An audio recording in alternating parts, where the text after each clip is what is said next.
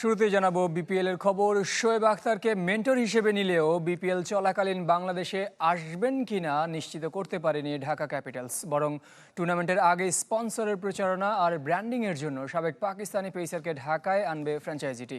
ঢাকা ক্যাপিটালসের সাথে শাকিব খান যুক্ত আছেন কিনা তাও স্পষ্ট করতে পারেনি এই দলটি।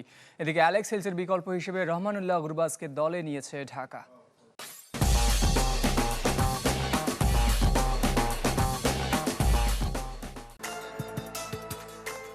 দলের সাথে থাকবেন, উজ্জীবিত করবেন, সাফল্য এনে দিতে ভূমিকা রাখবেন। একজন মেন্টরের মূল কাজ এগুলোই। তবে ঢাকা ক্যাপিটালসে শোয়েব আখতার মেন্টরের চাইতে বেশি শুভেচ্ছা দূত হিসেবে কাজ করবেন। দলটির স্পন্সরদের প্রচারণা আর ব্র্যান্ডিং এর জন্য বিপিএল এর আগেই ঢাকায় আসবেন সাবেক স্পিড স্টার। তবে মূল টুর্নামেন্টে দলের সাথে থেকে কাজ করবেন কিনা তা নিশ্চিত করতে পারেনি ফ্র্যাঞ্চাইজিটি। উনি নেক্সট 2-1 দিনের জন্য আসবে।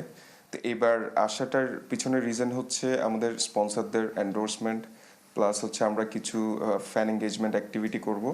এর পরবর্তীতে আমাদের স্কোপ থাকলে আমরা আবার খেলার সময় নিয়ে আসবো ওনাকে।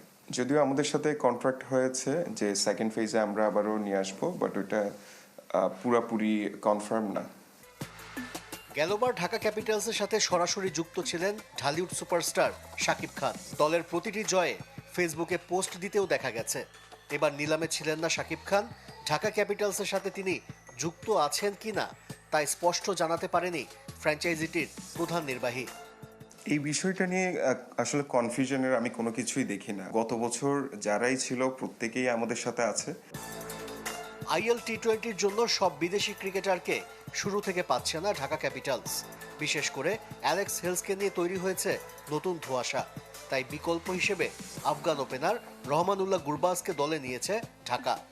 আসলে আমরা কন্ট্রাক্ট করেছি হচ্ছে গুরবাজের সাথে, কারণ গুরবাজ অথবা অ্যালেক্স হেলস এনিওয়ান যদি আপনার আমরা ওনাদের গ্রুপ পর্বের পরপরই যদি যে কোনো একজনকে পাই সেটা আমাদের জন্য একটা প্লাস পয়েন্ট। আবার এখানে অধিনায়ক চূড়ান্ত করতে অনলাইনে ক্যাম্পিং এর আয়োজন করবে ক্যাপিটালস।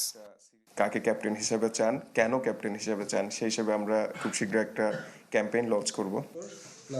আশিক রুদ্র, চ্যানেল 24, ঢাকা।